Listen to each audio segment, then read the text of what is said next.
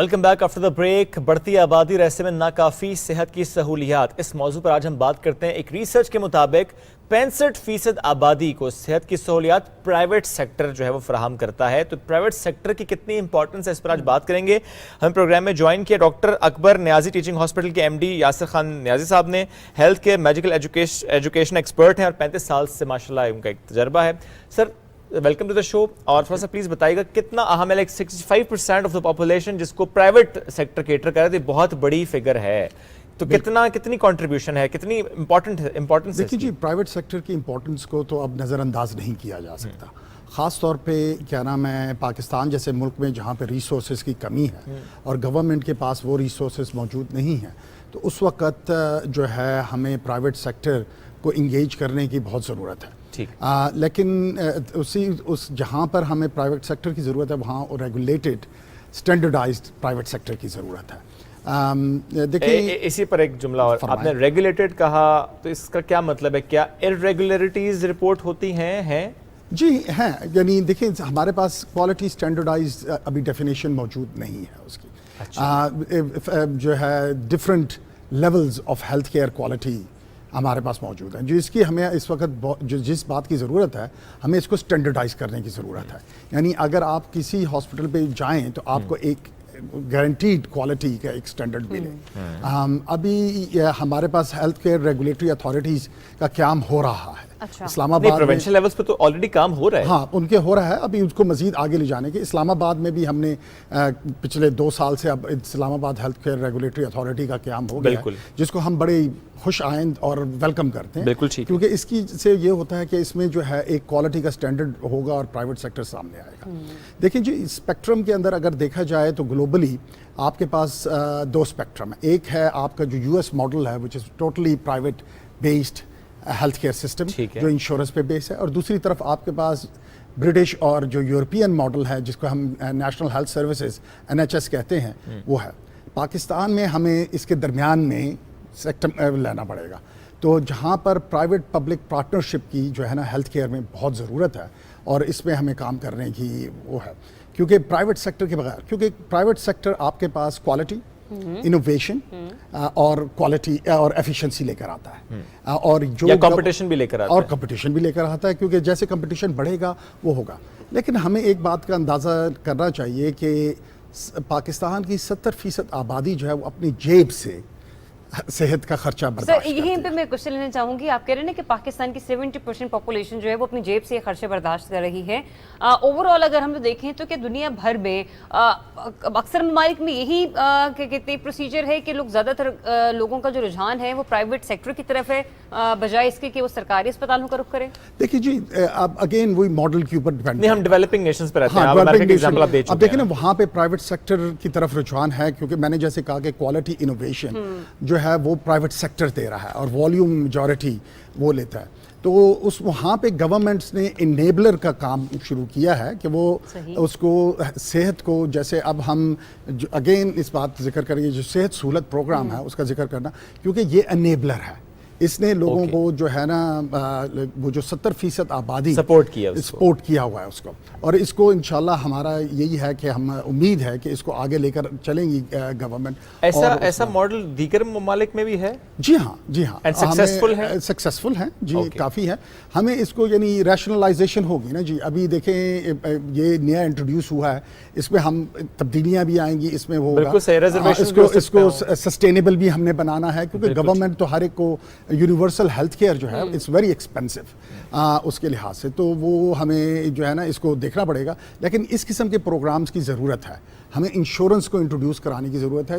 Health care industry के साथ साथ हमें हेल्थ इंश्योरेंस इंडस्ट्री। सर अभी जो रिसेंटली गवर्नमेंट ने, पास्ट गवर्नमेंट ही कहेंगे, तहरीक इंसाफ की गवर्नमेंट जो नया पाकिस्तान सेहत कार्ड स्कीम लॉन्च की थी, उसको हम एक हेल्थ केयर इंश्योरेंस प्रोग्राम के पॉइंट ऑफ व्यू से देख सकते हैं। वो इसमें अपना कितना जो है वो रोल प्ले कर रही है? इससे बहुत रोल प्ले किया जी, हमने तो इसको वेलकम किया है, क्योंकि इसमें वो उन लोगों को सेहत की सहूलियात और प्राइवेट सेक्टर की अच्छी सहूलियात के तक रसाई मिली है जिनके जो पहले नहीं सोच सकते थे। और इसने इस कैद की वजह से प्राइवेट सेक्टर अब जो गवर्नमेंट सेक्टर का थोड़ा जो बोझ था उसमें क्या नाम है अपना हिस्सा डालने में। बिल्कुल, और इसमें हमने ये भी देखा था कि स्पेशली जब गवर्नमेंट ने इस तरह के प्रोग्राम लॉन्च किए तो उससे प्राइवेट सेक्टर को इस तरह से बूम मिला कि पहले हम देखते थे कि प्राइवेट हॉस्पिटल्स बड़े बड़े शहरों में थे, लेकिन अब ज़रा अगर ऐसे इंश्योरेंस प्रोग्राम्स लाए जाएंगे तो वो शायद देहातों में भी प्राइवेट सेटअप हम देखेंगे। ऐसा ही है सर? बिल्कुल जी, आपने बिल्कुल सही कहा। देखिए ना जी, ये from investor point of view also it is encouraging, क्योंकि पहले इन्वेस्टर ये देखता था कि मेरा रिटर्न आएगा या नहीं आएगा। Now he is guaranteed a certain हुकूमत देगी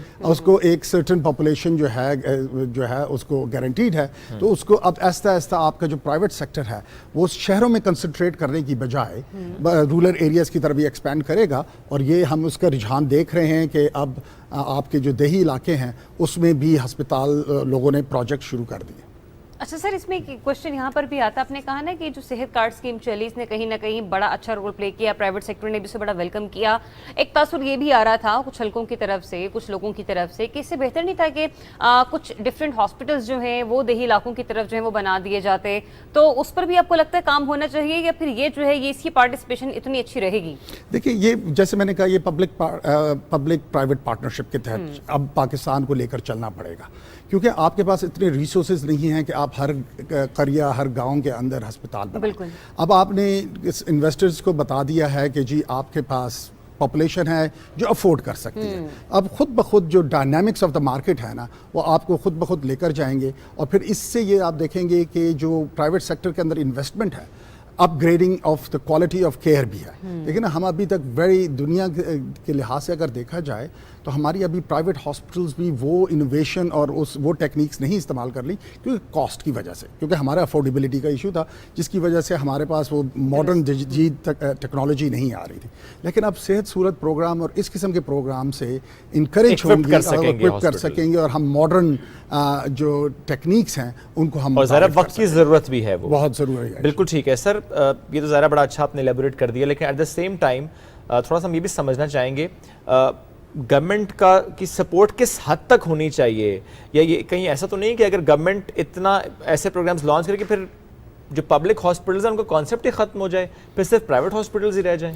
हाँ, ये आपके लिए बहुत अच्छा पॉइंट। हमें ये बैलेंस लाना पड़ेगा, क्योंकि 100% हम प्राइवेट की तरफ भी नहीं जा सकते और हम पब्लिक की तरफ से। तो ये एक जो इसमें जो खूबसूरती वही होगी जब हम वो एक बैलेंस अटेन कर लेंगे, जहाँ पे पब्लिक अपना रोल अदा करेगी, और वो क्योंकि पब्लिक के अंदर देखें ना, आपके टीचिंग इंस्टीट्यूट्स भी हैं, आपके रिसर्च भी है, जो पब्लिक सेक्टर में का वॉल्यूम जो है उसको सपोर्ट कर सकता है। ठीक है। और जब प्राइवेट सेक्टर जो है वो दूसरी सहूलियत। बिल्कुल ठीक है। अब जो शुरू में आपने रेगुलरिटी की बात की, ये जो रेगुलरिटी बॉडीज हैं, आपको क्या लगता है क्या इसमें और बेहतरी की गुंजाइश है? बिकॉज हमने कोविड में देखा सर, कुछ हॉस्पिटल्स ने कोविड रूम्स के लाखों में चार्ज किए, और जब सवाल उठाया गया कि लाखों में चार्ज कैसे हुआ, तो उसमें कोई अथॉरिटी थी नहीं जो ये कहे कि एक कैप लगाई जाती कि आप इससे ज़्यादा चार्ज नहीं कर सकते।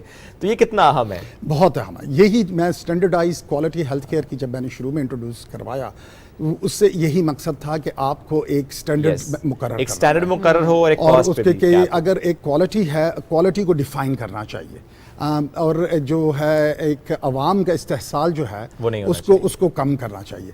अभी तक जो है हमारे पास चूँकि एक स्टैंडर्डाइज हेल्थ केयर की डेफिनेशन मौजूद नहीं है, तो इसलिए आपकी जो प्राइसिंग है वो डिपेंड करता है कि अगर आपसे मैं 10,000 ले सकता हूं तो मैं आपसे 10,000 ले लूंगा, इसी से 50,000 ले सकता हूं तो मैं उससे 50,000 ले लूंगा। इसलिए हमें इसको स्टैंडर्डाइज करना पड़ेगा, और उसके लिए हमें जो कॉर्पोरेटाइजेशन ऑफ हेल्थ केयर को इंट्रोड्यूस करना पड़ेगा प्राइवेट सेक्टर में, और हमें चेन्स ऑफ हॉस्पिटल्स और economies of scales of hospital की तरफ, क्योंकि अभी तक जो हेल्थ इंडस्ट्री पाकिस्तान में है वो उसको मैं तशबीह देता हूँ कॉटेज इंडस्ट्री की तरफ से, क्योंकि इंडिविजुअल हॉस्पिटल्स है।